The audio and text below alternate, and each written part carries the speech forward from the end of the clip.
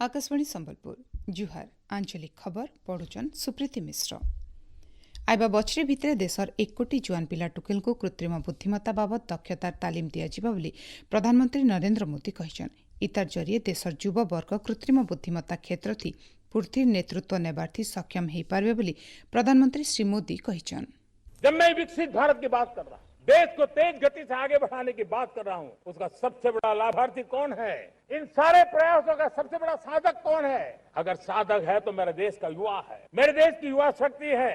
विकसित भारत की यात्रा में युवाओं की बहुत बड़ी भूमिका है। इतना ही नहीं, विकसित भारत का सबसे बड़ा लाभार्थी भी मेरे देश का युवा है और इसलिए हमें विकसित भारत के लक्ष्य को युवाओं के साथ जोड़ करके आगे बढ़ाना है। गलाकाल 80तम स्वाधीनता दिवस पालन अवसर प्रधानमंत्री दिल्लीर ऐतिहासिक लाल किल्लानु देशवासी को संबोधित करिछन। ये अवसर प्रधानमंत्री सेमी कंडक्टर बाबते आलोचना करिकरी कहिछन। इहादे डिजिटल और प्रजुक्ति विद्या क्षेत्र थी सेमी कंडक्टर जरूरी भूमिका रही। देशे इहादे 3टा सेमी कंडक्टर प्लांट कार्यक्षम होइछे। आइबा दिने आहुरी 8टा सेमी कंडक्टर प्लांट स्थापना कराजिबा। इतार सहित भारत के आत्मनिर्भरशील करबार के हेले उत्पादन शक्ति, कृषि और खाद्य प्रक्रियाकरण, प्रजुक्ति विद्या और नवसृजन, गतिशक्ति, भित्तिभूमि, रक्षा शक्ति, सबुज और नील अर्थनीति और जोग और आयुर्वेद, पर्यटन बागी सॉफ्ट पावर के बरकस करबार उपरे प्रधानमंत्री जोर देछन।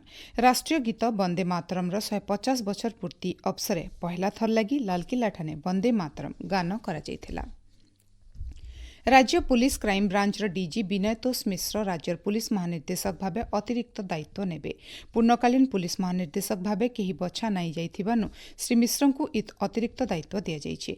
परवर्ती निर्देश बाहरिबार तक श्री मिश्र इ दायित्व थी रहबे। इन जनै दिया जाई पारे जे राज्य पुलिस महानिर्देशक जोगेश बहादुर खुरानिया आज चाकरीनु अवसर नेउछन। भुवनेश्वर ठाने मुख्यमंत्री जन अभियोग शुणाणी आइबा काल बंद रहबा। मुख्यमंत्री अलगा जरूरी काम थिबानु शुणाणी बंद रहबा बोली साधारण प्रशासन और साधारण अभियोग विभाग तरफ सूचना मिली। आइबा शुणाणी तारीख गणमाध्यम और संवादपत्र जरिए लोक जनै दियाजिबा।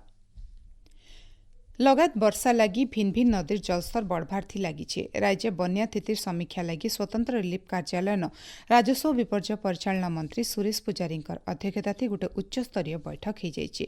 प्रत्येकटा धनजीवन सुरक्षा सुनिश्चित करबार लगी राज्य सरकार पूरापूरी प्रस्तुत थिबार बेले आइबा दिने बन्यार स्थायी प्रतिकार लगी पदक्षेप उपरे जोर दियाजिबा बोली मंत्री श्री पुजारी कहिछन। स्वतंत्र रिलीफ कमिशनर का रिपोर्ट अनुसार इहादे तक 6टा जिल्लार 52टा ब्लॉक 227 पंचायत आउ 503टा गांव प्रभावित होइछे। बयरथी 2,70,212 जन लोग प्रभावित होइछन। आज तक मोट 95,206 जन को 226टा आश्रयस्थली के निया जाइछे।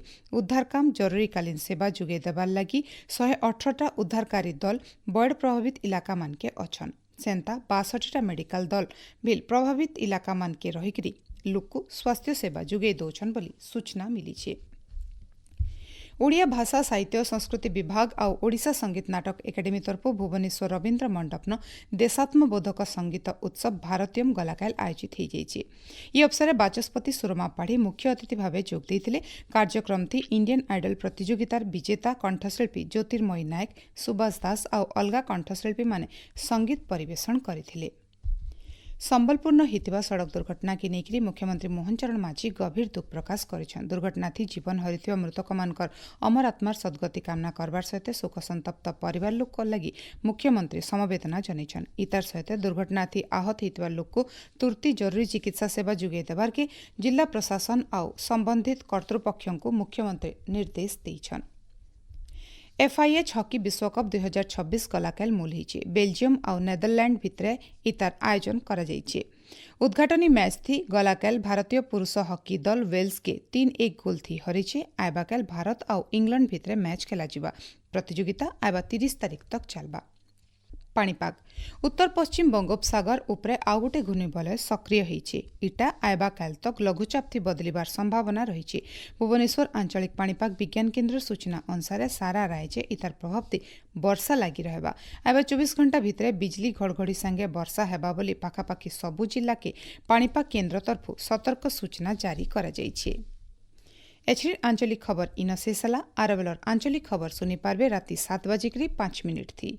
जुहार।